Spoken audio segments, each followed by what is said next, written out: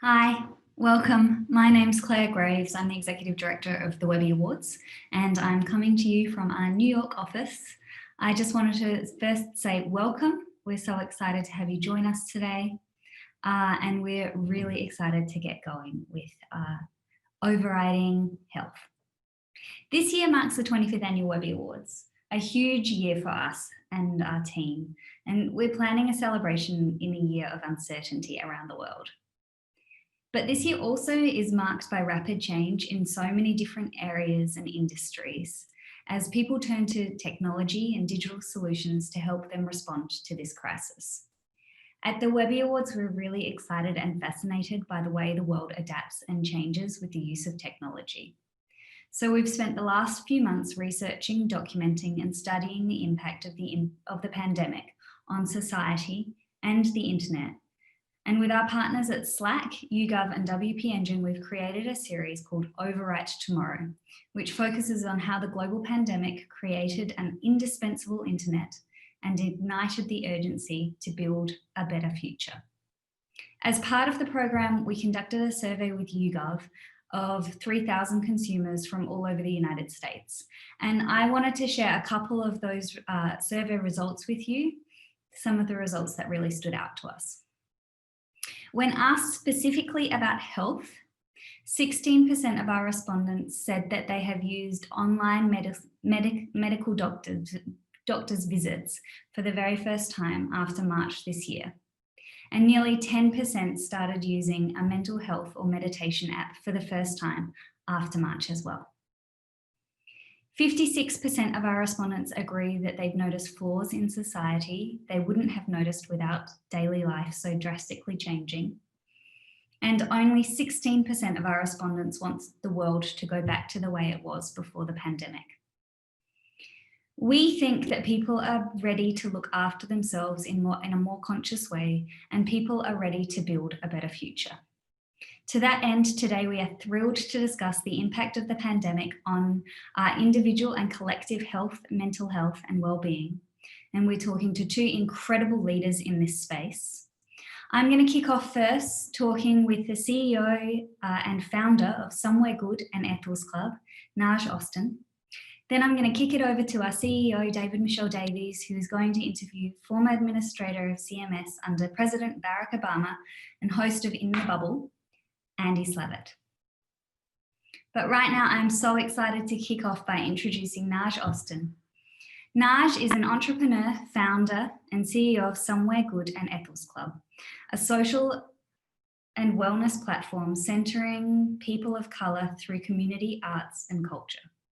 She has spent the last 5 years in real estate, hospitality, and hospitality tech industry, building digital and physical products aimed at making the world a more inclusive and equitable space. She was recently named one of Inc.'s 100 Female Founders Transforming America and a HuffPost Culture Shifter of 2020, and Time Out New York's 2020 list of women making New York City better. Naj, welcome.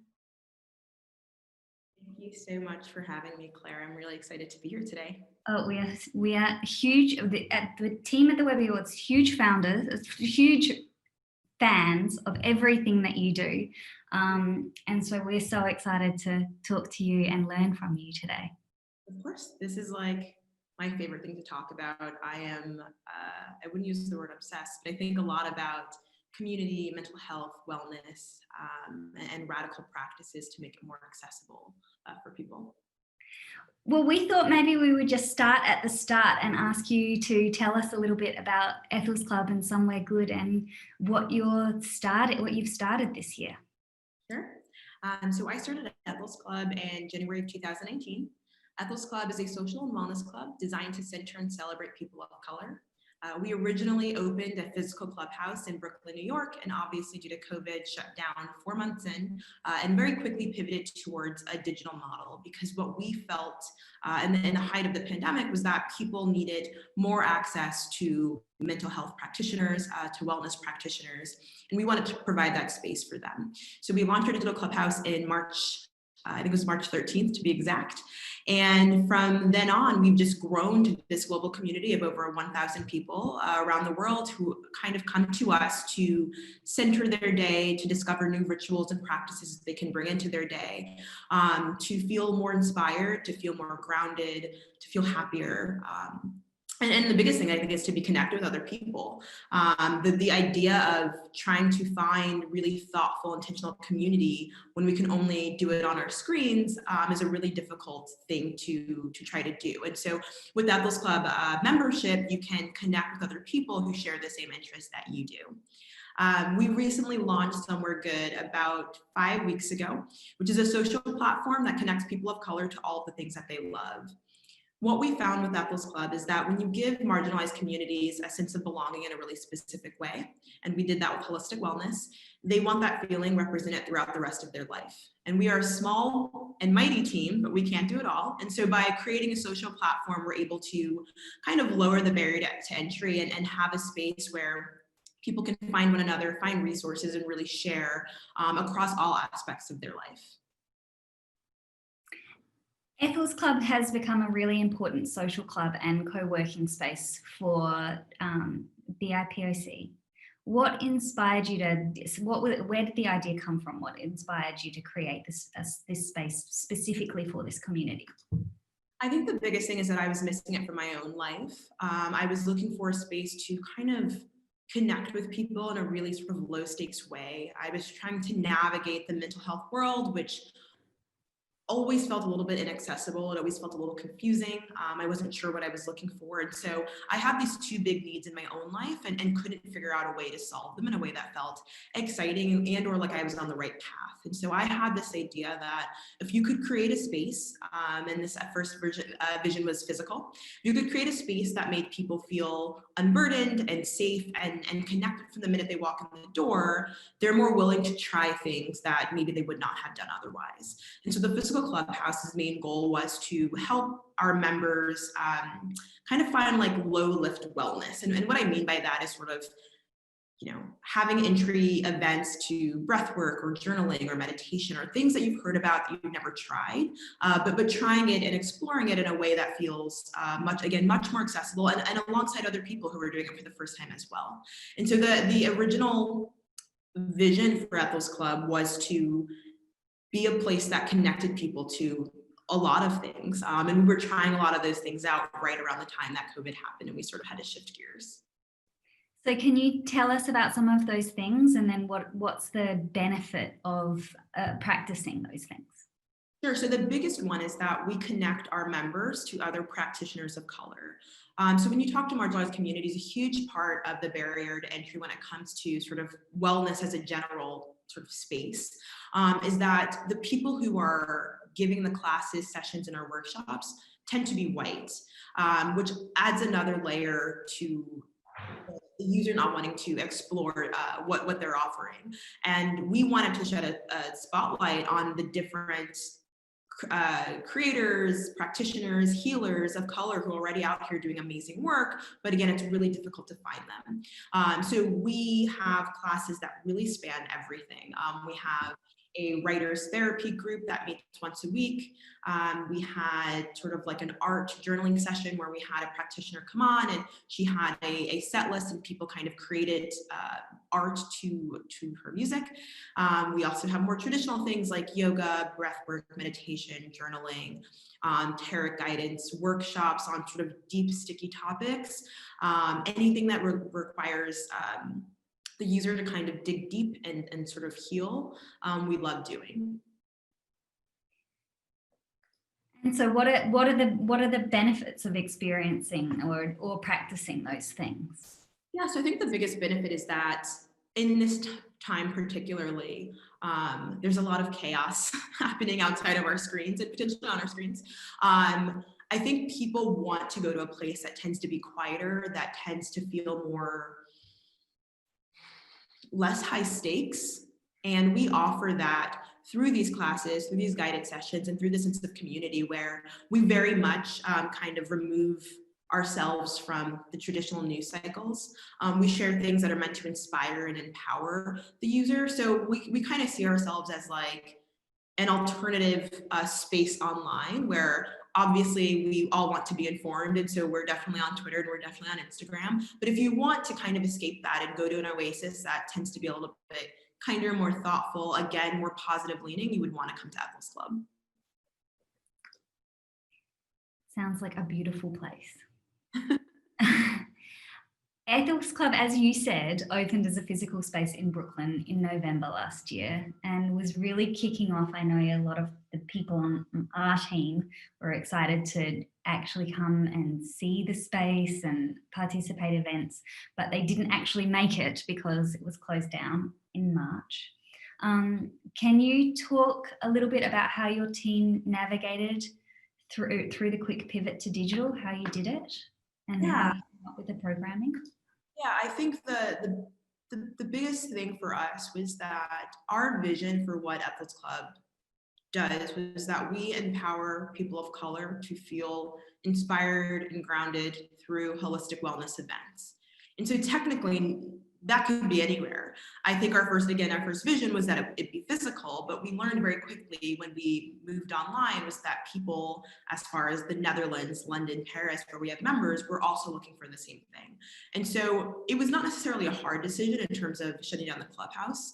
Our priority has always been our community safety and ensuring that they are protected. So that was the easiest decision of all. Then it became the sort of technical aspect of how do we spin up this digital clubhouse. We have a really amazing programming team that was doing all of our IRL events. And when we sort of sat in the conference room that day and said, okay, we have to put it all online, they were like, okay, we'll put it all online. And so it was very much like there wasn't an alternative. And so we just sort of did it. I mean, it was a very late night. We were here probably until about 2 a.m. But we managed to get all of the events that week. And I think the following week online, we managed to build out a digital clubhouse effectively where members could kind of join and kind of interact with one another. So the decision was easy. The bringing it to life was a touch hard, and our programming team had already been sort of stacked with so many events.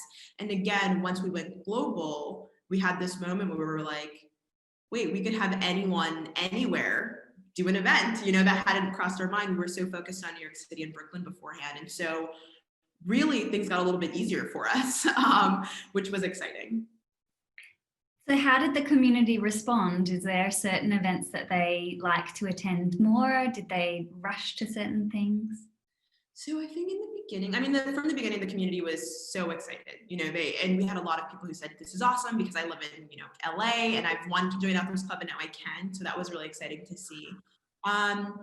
It sort of went through waves in terms of what people responded to. I think in the very beginning of coronavirus, people were seeking joy. So they wanted to attend events that were like DJ sets or sort of happy hour or gatherings, that kind of thing. And then about 3 months in, I think there was a pretty big shift towards mental health and wellness. And this sort of lined up with the reemergence of the Black Lives Matter movement. And so you had people who've been in their homes for 3 months. They're in desperate need of community, but they're also struggling through, potential mental health issues and feelings that they've never had before. And so where do I go to maybe just talk about it, maybe meet a practitioner? I don't know what the next steps are. And so we were sort of uniquely aligned at that moment where we had already been providing these services. So that people that kind of skyrocketed, and we started to offer free healing sessions to the community at large. So you don't have to be an employee, they're once a month. We bring in different folks again from, Afrofuturistic journaling towards breathwork healing, towards meditation, etc. As a resource for people during that time. And that's been our sort of mainstay for the last couple of months. We were just rated by New York Magazine as one of the best mental health resources for people of color, which was exciting. Wow, congratulations, that's huge. That's awesome. Many parts of the internet are dangerous and violent against BIPOC and LGBTQ people. How do you keep Ethel's Club a safe digital space for members? So the biggest way that we do this, I think, is that we have a really clear code of conduct. And we're really unapologetic about who we are and who we are not for. So yes, we are for people of color, but we're for people of color who are looking to create kind, intentional, thoughtful connections with one another. If you're a person of color who does not want to do that, then Ethel's Club is definitely not the best space for you. So really strict code of conduct. And again, when you're talking about marginalized communities that are offered so few spaces, when they find a space that treats them with respect, where they go and they feel joy, they protect it just as much as we do. So they're big proponents in terms of why this space has continued to operate so safely and continue to grow, is because our members make sure that the people who are there and who they're inviting in are kind of the right people to build alongside us, if that makes any sense. But outside of that, we have, again, a really strict code of conduct. We have zero tolerance policies. If things, if a member is made to feel uncomfortable, we immediately remedy the situation. We're incredibly hands-on right now to make sure that everyone is having that kind of joyous, empowering experience that we have built for them. Yeah, that sounds really good to be fast about those things. One of the things that I have been thinking about recently, and I think is so perfect about Ethel's Club, is the idea that when things stop being quite so crazy and people can start spending time together and spending time inside together in spaces like Ethel's Club, there will be a huge desire for people to want to spend more time with community, particularly in their local communities, because people may not necessarily go back to working the same way that they were working. If you think about New York City, people might necessarily not be coming into New York City. So the club's in Bushwick, and I'm sure more people will be wanting to spend time in their neighborhoods. What is the plan for Ethel's Club when things sort of do go back to a little bit more the way that they were before in terms of spending time together? Are you planning on expanding across the United States or across the world? What's the plan? I think the one thing that COVID has taught me is to not plan too much in the future. So we definitely want to facilitate gathering in physical spaces. We obviously have a physical space, it's all done. But we're also hyper aware of the kinds of gathering that we built the space for, which was for really intimate, close connection. And that's sort of the one thing you're not supposed to do. So I guess our take on it is like, we want to open, no one wants to open more than we do, just in terms of seeing the community together again. But we want to approach it from a perspective of making sure that everyone is safe. So that may be kind of re-going through the clubhouse and changing the way that it's laid out so that it is safer for people to gather not so close, but still sort of be in the same proximity with one another. But I think it's going to be incredibly important. We've already had a lot of people reach out and sort of ask when we're opening again, and I'm like, well, we're taking it day by day, checking the news, because again, our ultimate duty is to make sure that people come here and that they are safe and that they won't get ill or sick. So that's sort of where my head's at, but I do, in the future, definitely see Ethel's Club spaces around the world. That's exciting. Are you getting the community together outside, or that still feels like it's a little bit too far away? We actually did that over the summer. We had 2 outdoor markets. So here in the clubhouse, we have a tiny area in the front that has a boutique where we sell items created by people of color. So during the summer, we have some outdoor space. We wanted to, again, provide just a space for the community to gather. So we had an outdoor market both in July and August where about 20 vendors came and sort of people were able to raise some funds for mutual aid, funds that we support, and just again share in sort of time and space with one another, which is something that's been hard to do the last couple of months. But obviously it's getting a little bit colder here in New York, so also being cognizant of that as well. Less cold than we would have thought it would be. This week has been kind of beautiful, hasn't it? Let's talk about Somewhere Good. You describe Somewhere Good as a social media playground for BIPOC to connect over things they like. What holes or gaps were you seeing from other social media platforms that inspired this? So I think the biggest thing was there are two aspects. One was the idea, the point of safety. I think as a marginalized person navigating the internet, you're often met with situations that feel unsafe, that feel discriminatory, that don't spark joy. We saw a huge opportunity in the fact that what about if we created an alternative that actually made people feel good? Was still a place where you could share information and connect with other people, which is what social media is, but it was not sort of built from the same foundation where when you talk about platforms like Twitter, people often say, use words like doom scrolling. That's something that we're trying to actively work against. The next biggest thing is that as a person of color, and someone coming from marginalized communities, my identity is incredibly important to me. It influences almost every decision that I make. It is a huge, value of mine that I support with my dollars, time, and energy. And right now, there is not one cohesive place to find these many things, whether it's a Black-owned coffee shop or a community centered around other Black entrepreneurs in Brooklyn. Not easy to find, right? It's all fragmented all around the internet. You kind of have to go to Reddit, then maybe Google, then maybe Twitter, and then maybe you can find a WhatsApp group, maybe. And so we wanted to make that really easy for people.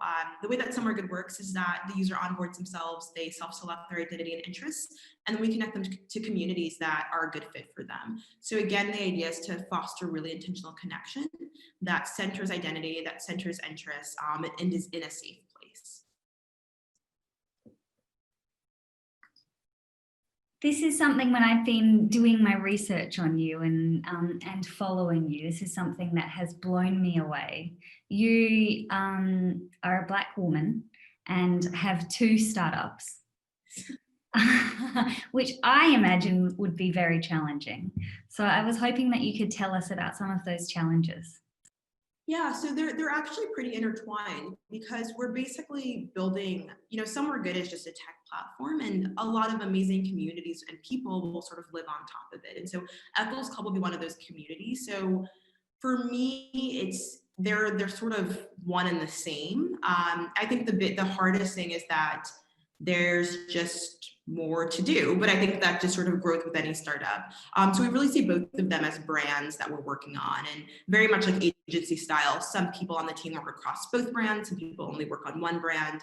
Obviously, as the founder and CEO, I work across both. But they influence our decisions, right? How our members act and what they're looking for within Ethel's Club influences what we're building into Somewhere Good, and vice versa, because they need to kind of meet in the middle and be supportive to one another. So it's simpler in that regard, but I think, yes, it's definitely harder. It's hard to just run a company at all. Especially the pandemic. The hardest part for me actually has been being remote. I think building something from the ground up remote is just not the same as before. You were able to kind of spend 9 hours in a coffee shop or have a whiteboarding session that went into the wee hours of the night, and now we're just not allowed that. So it requires a lot more upfront planning to make time for planning, which is new to me. But we all are so excited about bringing Somewhere Good to life over the next couple of months that we're willing to kind of make those kinds of concessions. I mean, if you're facing all of those challenges now and building a company and pushing it forward, then to me, it seems as though the success will be far greater once everything comes back to normal a little bit more. Totally agree. Okay, we're going to go and see if there's any questions from the audience. Oh, there's a ton. Okay, Dr. Amina Sharma is asking, staying healthy is very crucial, especially during the pandemic, when much is at stake. It is not only physical health, but mental health too.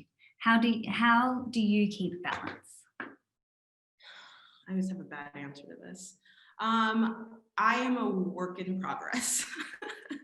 And I think the biggest thing that I've allowed myself to feel is some grace that I am, alongside the rest of you, navigating a global pandemic. We just finished an election. I mean, there's a lot of things happening. And so I've allowed myself to feel okay that maybe I didn't journal for the 15th day in a row, and maybe I'm not eating the healthiest meal, and maybe I didn't go on that walk I definitely said I was going to go on, which I think pre-coronavirus, I was incredibly hard on myself, super type A, very much, I have to do all of the right things. And I think what the last 8 months has taught me is that I'm fine, it's fine, and I can do it tomorrow. And by allowing myself that freedom to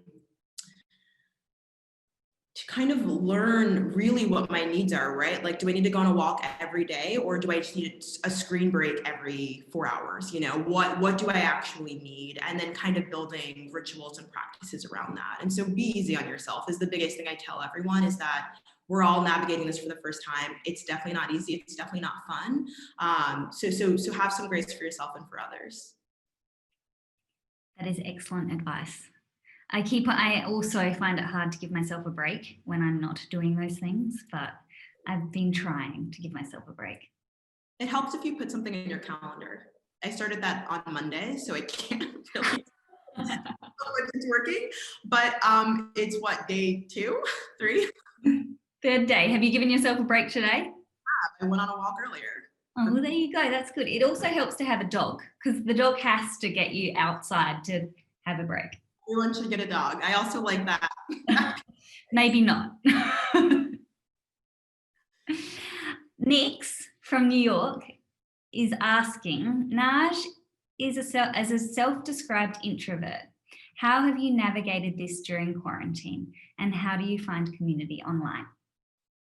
So I think about this a lot because I think that our product inherently speaks to people who are looking for community from the beginning, right? We almost have 2 user journeys. One is someone who's looking for wellness classes, sessions, workshops, and the other person just wants to be around other people. And the beauty of what we've done with Ethel's Club is that we kind of combine the two so that it's, again, really low stakes, right? It's not a networking event where you're now forced to talk with people that you're maybe not super jazzed about, but you're already doing it, so here you are. Whereas instead, you are sharing in these really unique experiences with other people who are, having the same, ideally, positive experiences as you were having.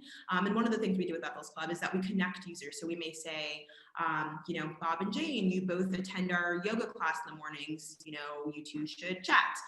So trying to formulate a much deeper connection by the things that you're actually doing in your life versus sort of more empty things, I'd say. But in terms of finding community as an introvert, I would try to start online, right? It's almost easier that way. You can do a couple of classes and or workshops where your camera's off, or maybe you're meeting people in the chat. You can then maybe turn your camera on. It helps when you have the same consistent community. Again, a value out of Ethel's Club is that you're seeing the same people all of the time. And so they may already feel like they know you, where it's, hey, how are you? Versus, oh, hi, let me introduce myself, which is something we've seen in real time. We've had members connect by going to the same kinds of workshops. And then I see them like talking to each other on Twitter and I'm like, oh my gosh, hi. So I think, trying to find a deep community, one that really believes in fostering connections with their members is important. And I think from there, just trying to be as present as possible in those events that you go to. One of the things that we have been discussing at the Webby Awards is the idea that the learnings that we're making now will hopefully continue through, and that's part of what we've been saying about building a better future. And one of the really great things about everything going digital or everything going virtual is that, as you've been saying, it's enabled us to create events that are accessible and inclusive and hopefully equitable as well. Are you thinking about continuing the virtual aspect of Ethel's Club as things go back to the way they were, or will you focus more on the actual community space?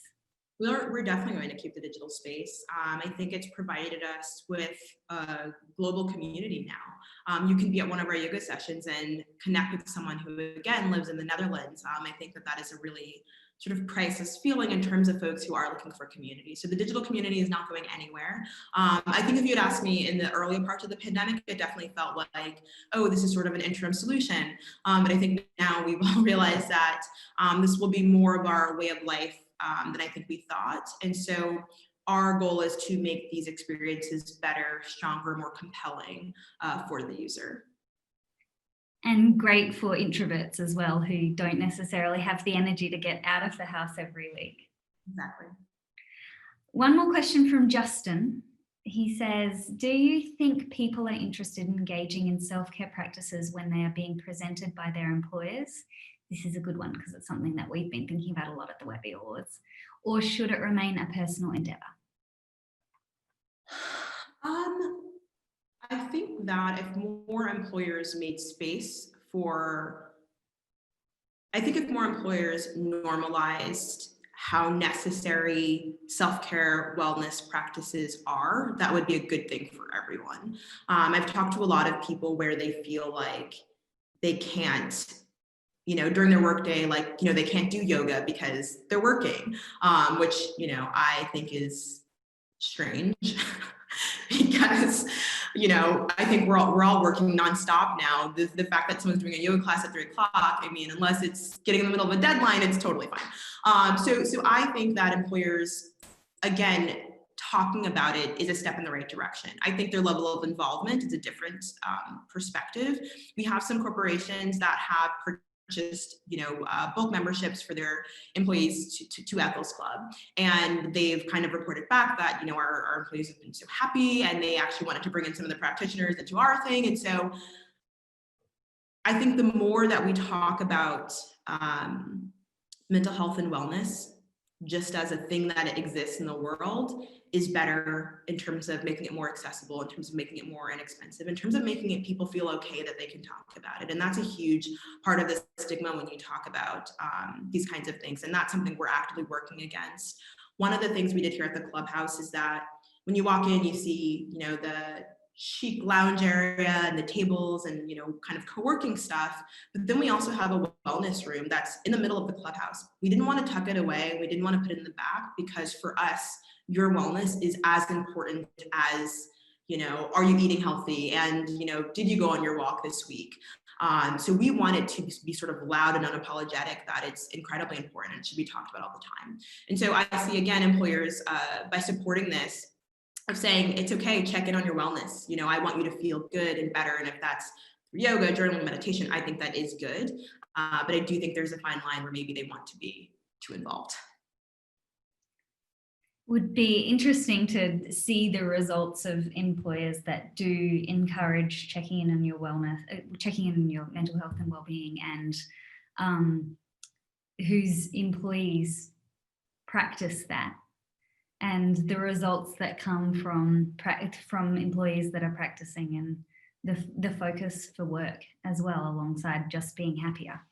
Totally. And I think the two are, at minimum, you've made your employees feel a little bit of joy, right? Or maybe they learned something. And that's always a positive for the employer. We've had about 4 companies after purchasing the first round of memberships come back and want to purchase more because their employees got something out of it, something valid enough where the employers wanted to purchase another round of membership. So, I think it's a slow process, but I think we're on the right track now. Well, I am so excited to see where it goes. Me too. There's lots more questions, but unfortunately, I think we have to hand it over to David Michelle. Thank you so much, Naj. It's been great to chat. Of course, thank you for having me. This is great. Take care. Thank you. Bye, everyone.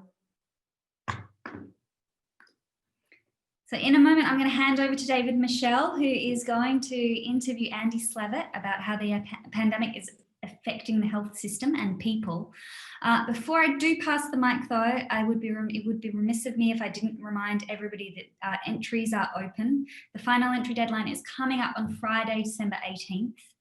This year, we have introduced a whole suite of new categories to honour the new work that is being created for the internet this year.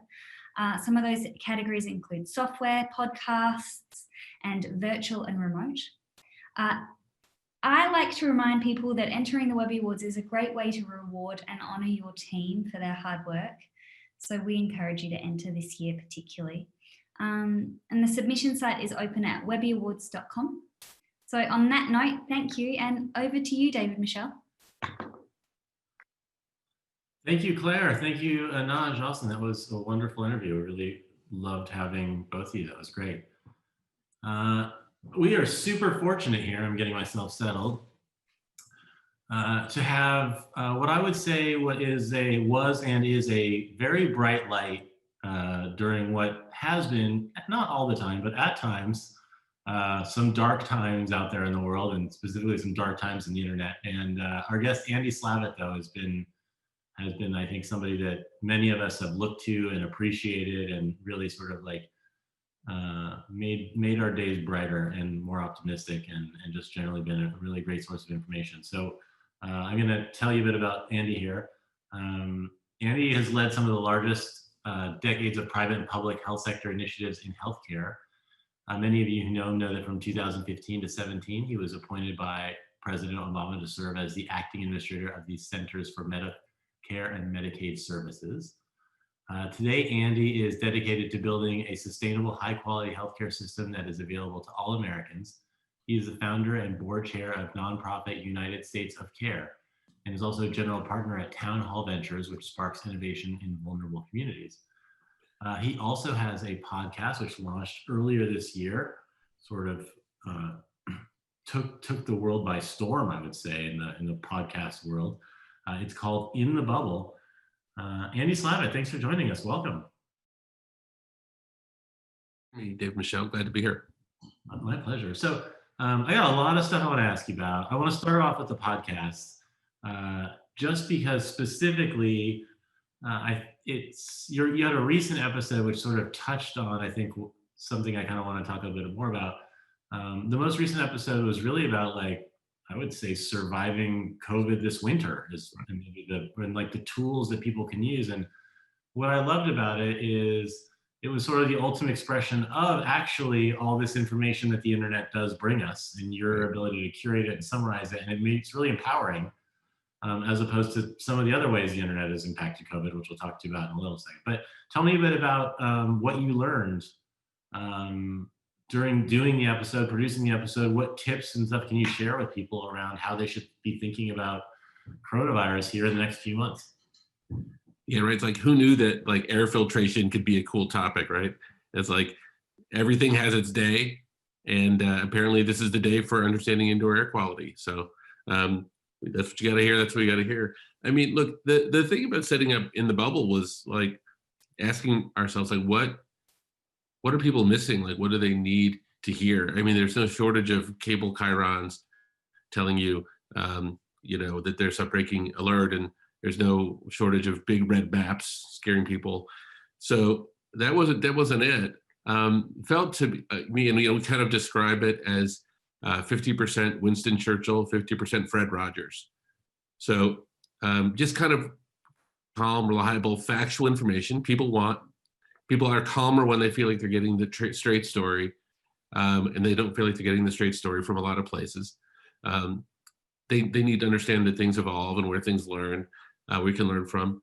Fred Rogers, in the sense that there's no better time to help people than during the pandemic. We'll never get a greater chance to help our friends, neighbors, colleagues, just check in on people, see how they're doing, and sort of remind people that you don't have to put your lives on hold because it's a pandemic. So there's this whole like until the pandemic's over thing.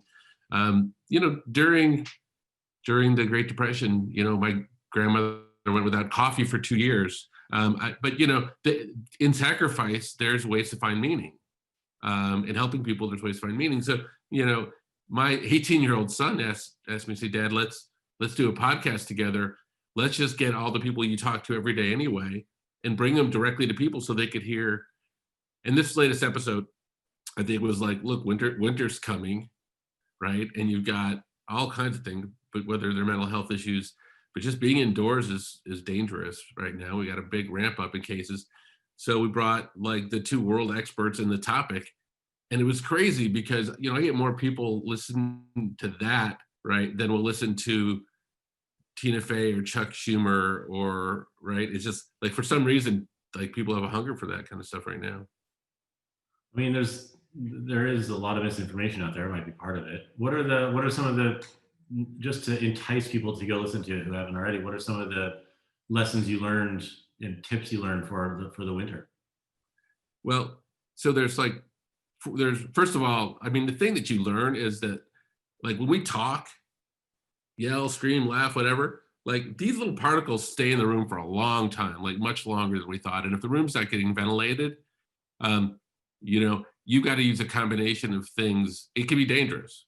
And there's no way to imagine a Thanksgiving where people aren't talking with their masks off and indoors, where it's not kind of a bad situation. And most of the spread happening these days is what they call family spread inside of households. So it is a, but when you understand the science and understand, like, how do you get at least a little bit of air moving in the room, but the combination of getting a little air moving in the room, some type of filter, a mask, distancing, like, all of those things layered in, and then time, right? So if you're in for 15 minutes, your exposure is lower than it's in for a long time. And so this guy basically outlined all of these things pretty scientifically, in a way that essentially allows you to understand. People get some of the basics, like, yeah, wear a mask indoors, but, like, most of us want to know why. Right. And, you know, he basically, you know, said, you know, this is the particles going to stay in the air for this long. Put an infiltration, open a window, it's going to be this long, and so on and so forth. So it was really great public health advice, and I think people who listen to it feel a lot more comfortable going into the winter. It'll be challenging.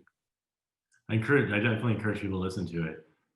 The why is sort of the difference between whether people do it or not, right? It's like, you can tell people to brush their teeth. It's not that much fun to brush your teeth, but once you understand why you need to brush your teeth, there's a lot more motivation. Is that sort of, you think, what's been lacking in having a stronger culture around the basic tenets of social distancing and mask wearing and some of those things that we hear public health people talking about a lot, but we don't necessarily see the type of buy-in that we might see in other types of activity? Yeah, that's a great point. I mean, our reaction to this pandemic, like, reflects a lot of our societal views, right? And so people want to be validated, right?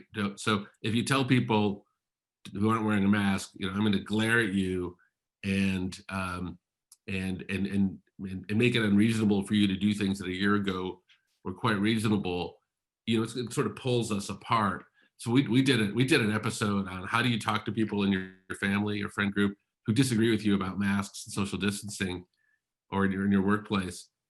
And, you know, I mean, I just leave a voicemail if you have a question. We got 2 calls per minute the entire night. I have governors of both parties call and ask literally the same questions. How do you talk to people about this stuff? And it's interesting because there's a set of people who understand that, you know, you do a small sacrifice for yourself, it's good for society. There's some people who feel like, you know what, my individual liberty is my individual liberty. I don't want anybody telling me what to do.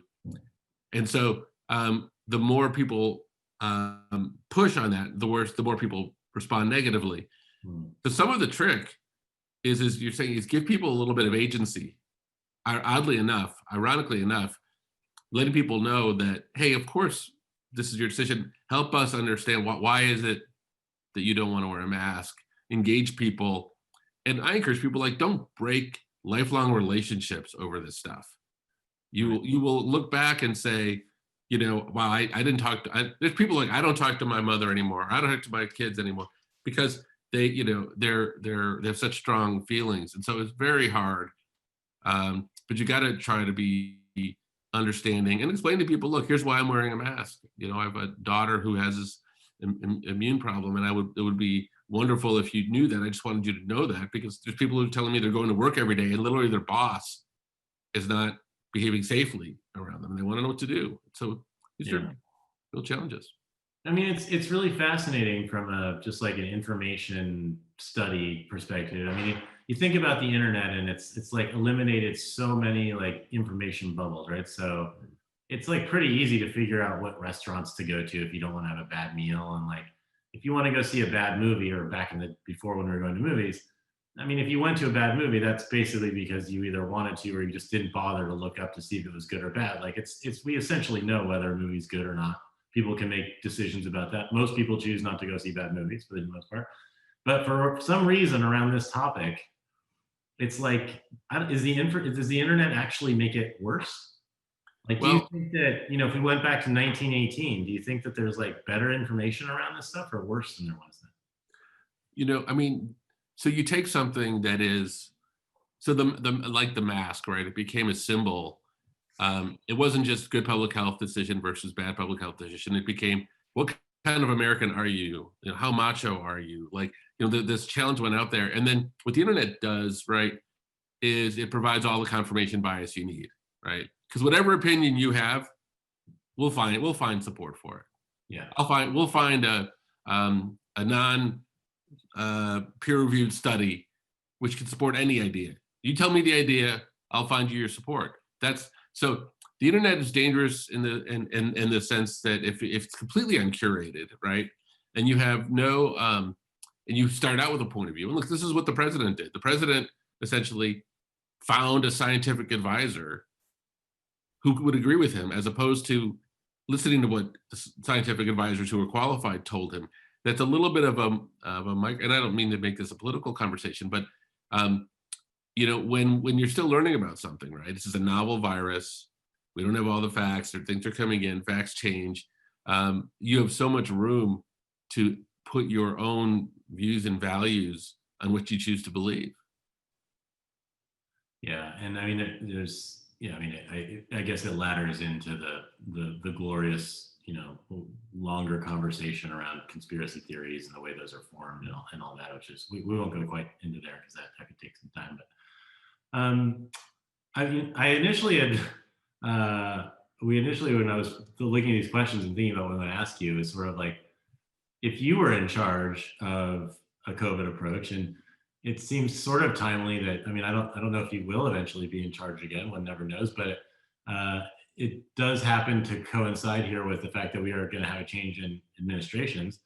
If you were in charge, or if you were advising the people who are in charge, what's the kind of big wholesale change you'd like to see in the way we approach the communication around the virus and how people can prevent it, and also the nuts and bolts of how we treat it as a public health crisis? Yeah, look, here's the thing that's really interesting.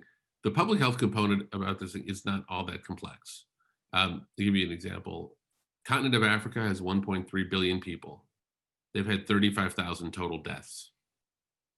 It's not a particularly high-tech solution. It's a low-tech solution. We just can't breathe each other's air until we get this, until science tells us otherwise, which will be sooner than we thought. It'll be pretty soon. But so that challenge, get people to understand that, requires consistency, requires leadership, requires adaptability, and so forth. There are many good public health people right now in the Trump administration, CDC, otherwise, that know what to do. They're just contradicted by their boss. So, they go out and say, wear a mask, we should temporarily close bars, et cetera. And you got the president who's just saying the opposite. And then it's a bit of an orchestra. It's not a solo, right? Because we're going to say, okay, we need to temporarily close bars. What they did in Germany is they make a payment to all the bar owners while they're closed. And because no one wants to see their favorite bars closed, right? So let's say you don't do that. What happens? Then people say, well, this is a choice between the bar I go to, guy who opened this thing up with his sweat equity 20 years ago, that family, or people who are getting sick who I don't really know, right? So you're putting people in this spot, whereas a comprehensive government approach addresses those issues. So you say, yeah, of course we don't want, the bar owner to suffer. We're going to take care of that. You need a president and an administration who can work with Congress and do that. And that's it's being done in Germany. It's being done. And look, none of them get rid of the virus. but they all make it easier to live with them and make sure we have a lot fewer people getting it, and of course a lot of people fewer dying. I was reading like an article that was written prior to COVID, and it was sort of around the 100-year anniversary of the 1918 flu. And it was really looking at like how there had become all this there was all this innovation in public health that came out of the 1918 flu. Do you see innovation? Are we starting to see some innovation? Do you think we'll look back at 2020 and see the beginning of an innovation in public health and innovation in science due to what's happened here? Yeah. So a couple of things. First of all, at a few minutes, I've got to get on MSNBC for the court case, the Supreme Court case. So I know you guys ran a little bit late, but I just wanted to make sure my Skype will probably ring or something. Yeah, look, here's something interesting about science and innovation. We've done a remarkable job at the hard sciences and a terrible job at the soft sciences. So like, what do I mean by that? Like, the work on vaccines has been nothing short of extraordinary. So like the hard science, all the praise in the world. The soft sciences, like psychology, human behavior, sociology, empathy, our values, like that's the stuff we haven't gotten right. That's the stuff that's tripped us up. I mean, places like Taiwan and Hong Kong, they don't have any vaccine either. Only 100 people have died in Hong Kong. Last time I checked, they're closer to Wuhan than we are and have a lot more travel there than we do. But they have the habits, they have the experience, they know how to respond in situations like this. And they don't have these sort of like abstract conversations about my liberty to not wear a mask, right? It's just not part of their value system. And here it is. If the government tells you to do something here, there's a lot of people who on principle just think that's bad. That's something uniquely American. So I don't think the places, I will be so proud of the innovation that's come out of here. But hang on a second. Process, and I've been through it's like different transition processes. One from inside. Sorry, I'm gonna have to get on my. All right, that's all great. Andy Slavitt, thank you for joining us. We'll let you. Sorry. Thank you guys. Good luck. All right, take care. Thank you so much. That was a great combo. If you wish it would have lasted longer, like I do, I would encourage you to check out his podcast, which is awesome. It's called In the Bubble. He's had people like Ambassador Susan Rice on, Chuck Schumer, Governor Andy Beshear from Kentucky, lots of super smart scientists too. So I really encourage you to check that out. We're going to wrap up. I want to thank Andy Slavitt for being part of today's Overwrite.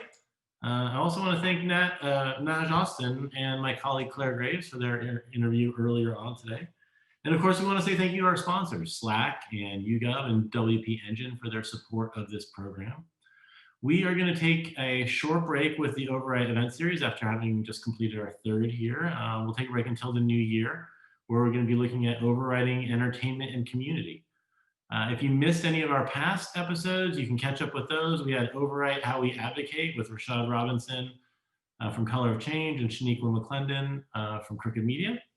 And Overwrite How We Learn with Wendy Cobb and David Roger, who is from Masterclass. And you can check out those at webbyawards.com/webbytalks.